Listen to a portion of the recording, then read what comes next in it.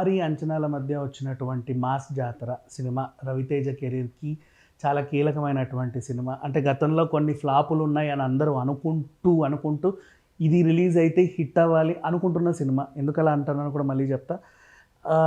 ఓవరాల్‌గా కొత్త డైరెక్టర్‌తో Raviteja energy and Dhamaka combo repeat ఎలా ఉంది అనేది మాట్లాడుకుందాం. ఫస్ట్ ఆఫ్ ఆల్ ఎందుకు స్టార్టింగ్ అలా చెప్పాను అంటే రవితేజ సినిమాలకి హిట్లు, ఫ్లాప్‌లు అనేవేమి ఉండవు. అది ఎలా ఉన్నా సరే జనాలు చూస్తారు. అంటే ఐ మీన్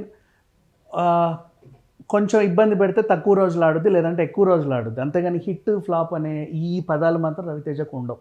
అదొకటి గుర్తుపెట్టుకోవాలి. అంటే ఎందుకంటే థియేటర్‌లో తక్కువ రోజులు ఆడినా ఓటీటీలో దుమ్ము లేపుతాయి. ఓటీటీలో తర్వాత మళ్ళీ టీవీలో దుమ్ము లేపుతాయి. ఎన్నిసార్లు వేసినా చూస్తారు, ఎంత కాలం వేసినా చూస్తారు, ఎంతసేపైనా చూస్తూనే ఉంటారు. సో అందుకని చెప్పేసి థియరిటికల్ బిజినెస్ మాత్రమే ఒక హీరోకు ఉన్నటువంటి పవర్ని కానీ స్టామినాని కానీ డిసైడ్ చేయదు. అది గుర్తుపెట్టుకోవాలి. ఇకపోతే ఈ సినిమా ఎలా ఉందని మాట్లాడుకుంటే స్టోరీలోకి వెళ్ళిపోదాం. లక్ష్మణ్ బేరి ఈయన ఒక sincere police officer. Like power ఎలాగో, విక్రమార్కుడు ఎలాగో ఆబ్వియస్లీ గత సినిమాలతో పోలిస్తే అలాగే ఇందులో కూడా ఒక మంచి సిన్సియర్ పోలీస్ ఆఫీసర్. ఎలాంటి పోలీస్ ఆఫీసర్ అంటే రైల్వే ఆఫీసర్. ఇప్పుడు మంచి ఆఫీసరే, వరంగల్లో ఫస్ట్ విధులు నిర్వహిస్తూ ఉంటాడు. ఇక సిన్సియర్ ఆఫీసర్లు అంటే ఆ రాజకీయ నాయకుడు కొడుకుతోనో వీళ్ళతోనో వాళ్ళతోనో గొడవలు పెట్టుకోవాలి కదా, అలాంటివే ఏదో పెట్టుకునేసరికి ట్రాన్స్ఫర్ అవ్వాల్సి వస్తుంది. ఎక్కడ అడవికి పేరు కూడా అడవివరమే. మూలకి ఏజెన్సీ ప్రాంతంలో ఉంటుంది. ఆ అడవివరానికి ట్రాన్స్ఫర్ చేస్తారు. అక్కడ రైల్వేకి సంబంధించినటువంటి ఒక పోలీస్ ఆఫీసర్. సరే, అంతవరకు బాగానే ఉంది. మరి హీరోకి ఒక టాస్క్ అనేది ఉండాలిగా. మరి అంత మంచి చేసే హీరోకి ఒక మంచి టాస్క్ ఉండాలంటే అక్కడ ఏదో చెడు జరగాలి. సో సేమ్ మన ఘాటీ సినిమా లాగా శీలవతి అనే రీసెంట్లీ ఆ మొక్కని బాగా పాపులర్ చేశారు ఘాటీ సినిమాలో. సేమ్ అదే అక్కడ పండుద్ది అనమాట చాలా విరివిగా. అది హై క్వాలిటీ. నేను దాని పేరుని నేను యూట్యూబ్లో మాట్లాడడానికి కూడా నాకు చాలా ఇబ్బందిగా ఉంది. ఎందుకు ఆ పీల్చుకునేవి హై క్వాలిటీ పీల్చుకునే మత్తు పదార్థాలు, ఆకులు. సో అవి అక్కడ పండుతూ ఉంటాయి. ఇంకా అలాంటిది ఒకటి దొరికింది అంటే ఎవడో ఒకడు బిజినెస్ చేయడానికి వస్తాడు కాబట్టి అక్కడ నవీన్ చంద్ర శివుడు ఆ ఏరియా మొత్తాన్ని బాగా శాసిస్తూ ఉంటాడు.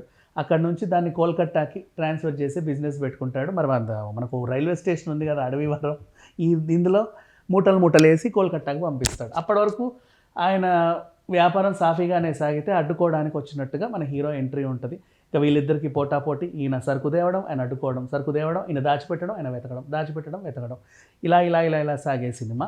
అంటే రెగ్యులర్ రొటీన్ డ్రామా అయినప్పటికీ ఏదో చిన్న కొత్తదనం ఉంటుంది ప్రతి దాంట్లో.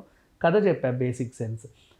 ఇప్పుడు ఈయన దందాని ఆ కొత్తగా వచ్చిన రైల్వే పోలీస్ ఆఫీసర్ అడ్డుకోగలిగాడా లేదా ఏంటి అనేదే కథ. ఇందులో భాగంగా ఆల్మోస్ట్ క్యారెక్టర్స్ అన్నీ మీరు ట్రైలర్స్లో చూసిన వాళ్ళే ఉంటారు.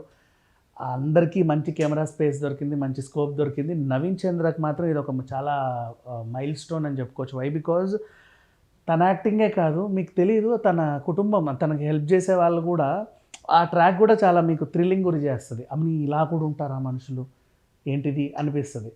అది కొంచెం కొత్తగా తీసుకున్నాడు డైరెక్టర్. ఒక కొత్త డైరెక్టర్ ఒక స్టార్ హీరోతో పనిచేస్తున్నాడు అంటేనే చాలామందికి ఒక ఆసక్తి ఉంటుంది, ఎంత కొత్తగా చూపిస్తారని. అంటే రెగ్యులర్ డైరెక్టర్లు రెగ్యులర్గా వాళ్ళ ఫార్మేట్లోనే ఉంటుంది కదా. సో అలాగే అందరు ఆశించినటువంటి ఫలితమే ఇందులో కూడా ఉంది. నేను ఇంతకుముందు సామాజ మరగమన అనే ఏదో సినిమాకి డైలాగ్లో ఏదో స్టోరీ ఏదో రాశాడంట. బట్ ఎందుకో రవితేజ గారు ఛాన్స్ ఇచ్చారు, ఇందులో ఏదో ఉందని చూసి దాన్ని పూర్తిగా నిలబెట్టుకున్నాడనే చెప్పుకోవాలి. అండ్ నెక్స్ట్ అంటే ఎలాంటి తడబాటు లేకుండా అంత పెద్ద హీరోని ఒక చిన్న డైరెక్టర్ డీల్ చేశాడు అంటే ఇట్స్ రియల్లీ హ్యాట్స్ ఆఫ్. ఇక శ్రీలీల పాత్ర కూడా తన పరిధి మేరకే ఉంది. రాజేంద్ర ప్రసాద్ గురించి ప్రత్యేకంగా మాట్లాడుకోవాలి. ఆయన ఏమన్నాడు ప్రీ రిలీజ్ ఈవెంట్లో, ఈ సినిమా మీకు నచ్చకపోతే నేను ఇంకా నటించడం మానేస్తా అని సవాల్ విసిరాడు. ఇది కరెక్ట్ యాక్చువల్గా చెప్పాలి అంటే. ఆయన నటించడం మానేయాల్సిన అవసరం లేదు, ఆయన కాన్ఫిడెంట్ లెవెల్ అలా ఉంది కాబట్టి అలా చెప్పాడు. సినిమాలో ప్రీ క్లైమాక్స్లో అప్పటిదాకా ఏదో చిల్లాచితగా కామెడీ చేసుకుంటూ వచ్చే రాజేంద్ర ప్రసాద్ ఒక రిటైర్డ్ పోలీస్ ఆఫీసర్ హనుమాన్ బేరీ పాత్రలో క్లైమాక్స్లో చేసే విన్యాసాలు ఉంటాయి, మైండ్ బ్లోయింగ్ అనమాట. చూసిన వాళ్ళకి అబ్బా అనిపిస్తుంది. అండ్ ఇంకా మిగతా నటినటులున్నా కూడా వాళ్ళ పరిధి మేరకు ఓకే సో బాగా చేశారు. కథకు కావాల్సినంత ఇంపార్టెన్స్ అయితే ఉంది. సేమ్ ఇలాంటి కథలు బోల్డ్ అన్ని చూసాం. ఒక హీరో ఒక ఏరియాకి ట్రాన్స్ఫర్ అయ్యి వచ్చాడంటే అక్కడ ఏవో అన్యాయాలు అక్రమాలు జరుగుతూ ఉంటాయి, దాన్ని అడ్డుకోవడానికి వెళ్తూ ఉంటాడు. మేము లోకల్, నువ్వు ఎక్కడి నుంచి వచ్చావు, నువ్వెవడరా మమ్మల్ని అడగడానికి అని చెప్పేసి విలన్లు కొట్లాడతారు. నేనేంటో చూపిస్తానని హీరో నిరూపించుకుంటాడు. లాస్ట్కి ఆ ఊరికి వాళ్ళకి ఏదో అనుబంధం ఉన్నట్టుగా ఒక రకంగా అలా ముగించే సినిమాలు కూడా బోల్డ్ అన్ని చూసాం. కానీ ట్రీట్మెంట్ విధానం వేరు. అంటే రెగ్యులర్ సినిమా, కమర్షియల్ సినిమాల ఫార్మాట్స్ అని ఇంచుమించు ఒకలానే ఉంటాయి, వాటి ట్రీట్మెంట్ డిఫరెంట్గా ఉంటుంది. ఇది కూడా అలాంటి సినిమానే. అండ్ బీమ్స్ తన పాటలతో నెక్స్ట్ మ్యాజిక్ చేశాడనే చెప్పుకోవచ్చు. బీజిఎం కూడా చాలా బాగుంది. ఘాటీ సినిమా చూసిన వాళ్ళకి ఇది అరే ఏంటిది అనిపిస్తుంది, ఎందుకంటే ఘాటీలు కొండ ప్రాంతంలో ఎక్కి లెవెల్ వీళ్ళకి ఒక ట్రైన్ ఫ్రీగా దొరికింది హ్యాపీగా తీసుకెళ్ళి రావడానికి. కొంచెం ఇంచుమించు సేమే ఉంటుంది. అండ్ కొంచెం అభ్యంతరకరమైన విషయం ఏంటంటే వీళ్ళు రవాణా చేసే సరుకులో ఇది హై క్వాలిటీ, శీలవతి అనేది హై క్వాలిటీ అని అటు ఘాటీలో చెప్పారు, ఇక్కడ చెప్పారు. అది కొంచెం ఇబ్బందిగా ఉంది.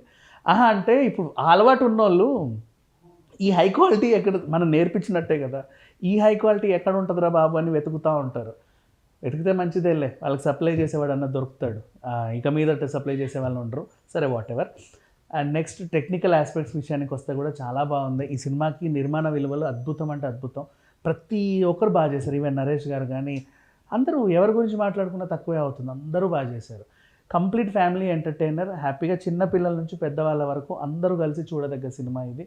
అండ్ రవితేజ ఫ్యాన్స్కి అయితే విచ్చలవిడిగా నచ్చేస్తుంది. ఎందుకంటే ఒక అంత పెద్ద స్టార్ హీరో వస్తున్నాడు, అంతమంది అభిమానులు ఉన్నారు అంటే ఆ ఎలివేషన్స్ చాలా ఇంపార్టెంట్. అవి ఎంత బాగా ఇవ్వాలి అంత బాగా ఇచ్చాడు. ఇంట్రొడక్షన్ పార్ట్ కూడా అద్దరిపోద్ది. సినిమా చూస్తున్నంతసేపు ఇంకాసేపు ఉంటే బాగుండు అనే సినిమా మాస్ జాతర. నిజంగా మాస్కి ఇది ఒక జాతర లాంటి సినిమా అని చెప్పుకోవచ్చు. Thank you so much. And finally దీనికి నేను ఇచ్చే రేటింగ్ వచ్చేసి 3.5/5. ఆ చిన్నది ఎందుకో కూడా నేను అందుకే చెప్తా, ఇట్లా శీలవతి గీలవతి ఇలాంటి పేర్లు చెప్పి ఇదే హై క్వాలిటీ అని చెప్పి దానికోసం వెతికేలాగా కొంతమంది మైండ్ డైవర్ట్ అవుతుంది. అది కొంచెం ఇబ్బంది అనిపిస్తుంది. అంటే వద్దు అని మనం సినిమాలో చెప్పినప్పటికీ వాళ్ళు ఆలోచిస్తారు కదా, అంతే. అంత మించి నాకు వేరే అభ్యంతరం ఏం లేదు. సినిమా మాత్రం next level. Thank you so much.